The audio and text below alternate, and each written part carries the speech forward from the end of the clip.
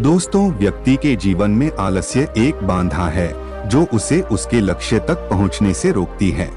आइए गौतम बुद्ध की इस प्रेरक कहानी से जानें कि आलस्य का मूल कारण क्या है और किस तरह उसे अपने मन मस्तिष्क से हटाया जा सकता है। किसी नगर में एक व्यक्ति रहता था। वह बहुत ही आलसी था और उसे यह बात पता थी। एक दिन वह बुद्ध जी के पास आया और दुखी मन से बोला, बुद्ध जी, मैं बहुत आलसी हूँ और अपने आलस्यपन के कारण मुझसे कोई भी कार्य सही समय पर नहीं होता है और नहीं ठीक से कर पाता हूँ। मेरे घर में सभी मुझसे परेशान हैं। कृपया बताइए मैं क्या करूँ। बुद्ध जी मुस्कुराए और बोले, तुम्हें कैसे पता कि तुम आलसी हो और किस प्रकार का आलस्य है तुम्हें? व्यक्ति ने कहा, मुझे यह तो ठीक से नहीं पता कि आलस्य वाकई में क्या होता है, लेकिन यह जो भी है बहुत बुरा है। बुद्ध जी ने कहा, आलस्य एक मानसिक अवस्था होती है जो एक विचार है, भाव है, जिसे इंसान अपने अंदर लाता है। मनुष्य को दो प्रकार से आलस्य आता है, शारीरिक और मानसिक। शारीरिक आलस्य का कारण भोजन है। जब हम ऐसा भोजन करते हैं जिसमें खुद कोई जीवन नहीं है तो शरीर के लिए बोझ बन जाता है और फिर यह आलस्य पैदा करता है, क्योंकि हमारा शरीर भोजन से मिलने वाली ऊर्जा पर चलता है। जैसा भोजन हम इसे देते हैं वैसी ऊर्जा यह हमें देता है। इसलिए आलस्य से बचना चाहते हो तो आराम और आसानी से पचने वाला भोजन करो जो प्राकृतिक रूप से हमें मिलता है। शारीरिक स्तर पर ही दूसरा कारण है, सही से ना बैठना, सही से ना सोना और सही से ना चलना। बुद्ध जी ने आश्रम के भिक्षुओं की तरफ इशारा किया और कहा, देखो इन भिक्षुओं को ध्यान से देखो। इनके चलने, बैठने और लेटने में संतुलन है। जब ये चलते हैं तो इनके पैरों के बीच तालमेल होता है। बैठते हैं तो गर्दन ऊपर और रीढ़ की हड्डी बिल्कुल सीधी होती है। जब लेटते हैं तो शरीर बिल्कुल स्थिर और तनाव रहित होता है, जिससे वे आरामदायक और गहरी नींद लेते हैं। व्यक्ति बोला, क्या पर्याप्त नींद आवश्यक है? बुद्ध बोले, हाँ, ना कम ना अधिक। यदि रात को पर्याप्त नींद नहीं लेते हो तो कल का दिन आलस्य और थकान से भरा होगा। व्यक्ति ने कहा, आपने सच कहा, यह मैंने भी महसूस किया है। बुद्ध बोले, शारीरिक स्तर पर तीसरा कारण है सुबह जल्दी ना उठना। जल्दी तभी उठ पाओगे जब रात को सही समय पर सोगे। इन आश्रम के भिक्षुओं को देखो, इनके रात का सोने का समय निश्चित है, तभी यह सब जल्दी उठते हैं। हर एक भिक्षु का अनुशासन होता है और वही इनके जीवन में संतुलन लाता है। इंसान अनुशासन को एक बंधन समझता है, लेकिन यह सच नहीं है। अनुशासन हमें बांधता नहीं बल्कि आजाद करता है। बुद्ध जी ने व्यक्ति से कहा, यदि आलस्य से बचना चाहते हो तो एक निश्चित दिनचर्या बना लो।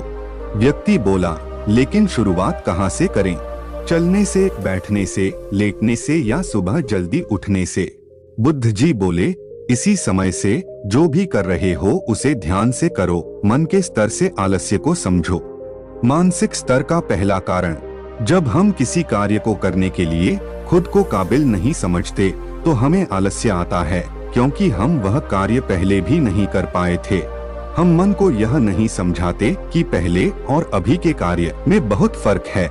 साथ ही मानसिक तौर पर हम वह नहीं है जो पहले थे। तब से लेकर अब तक हमने बहुत कुछ सीखा है। मानसिक आलस्य से बचना है तो खुद पर विश्वास करना सीखो। मानसिक स्तर पर दूसरा कारण है आलसी और छोटी सोच वाले व्यक्तियों के साथ रहना। कई बार देखा गया है कि हम आलसी नहीं होते, लेकिन ऐसी लोगों के साथ रहने से हम भी वैसी ही हो जाते हैं। वह व्यक्ति बोला, आप सही कह रहे हैं, यह भी मैंने महसूस किया है। बुद्ध बोले, मानसिक स्तर का तीसरा कारण है काम को टालना। काम को टालना ये मानसिक तनाव का सबसे बड़ा कारण है। हमें पता नहीं चलता, लेकिन धीरे धीरे यह आदत हमारे अंदर घर कर जाती है और जिंदगी खराब कर सकती है। इसलिए जो कार्य आज कर सकते हैं उसे आज ही करो, कल नहीं। बुद्ध ने कहा, मानसिक आलस्य का चौथा कारण है लक्ष्य स्पष्ट ना होना। मान लो तुम एक रेगिस्तान में फंसे हो और तुम्हें प्यास लगी है, तो क्या करोगे? वह व्यक्ति बोला, मैं पानी ढूंढने के लिए आसपास किसी गांव की तलाश करूंगा। बुद्ध बोले, यदि गांव नहीं मिला तो क्या करोगे? वह व्यक्ति बोला, तो भी मैं ढूंढने का प्रयास करूंगा, क्योंकि मेरे पास और कोई विकल्प नहीं है। बुद्ध बोले, जब किसी के पास स्पष्ट लक्ष्य ना हो, यदि सुबह उठकर व्यायाम नहीं कर पा रहे हो, तो तुम्हारी नजर स्पष्ट नहीं है कि तुम्हें व्यायाम क्यों करना है। यदि तुम भविष्य में होने वाले रोगों को रोकना चाहते हो, तो रोज व्यायाम करो। मानसिक आलस्य का 5वां कारण है किसी कार्य को करने की बड़ी वजह न होना। मान लो तुम किसी सुनसान जगह से कीमती गहने लेकर जा रहे हो, तुम थक गए हो और बैठना चाहते हो। यह सोचकर तुम पेड़ के नीचे बैठ जाते हो। तुम देखते हो कि सामने से कोई डाकू आ रहा है, तो क्या ऐसे में भी तुम्हारा आलस्य तुम्हें भागने से रोकेगा? नहीं ना। तुम्हारा आलस्य सिर्फ उन्हीं कार्यों को करने से रोकता है जिन्हें करने की बड़ी वजह नहीं होती है।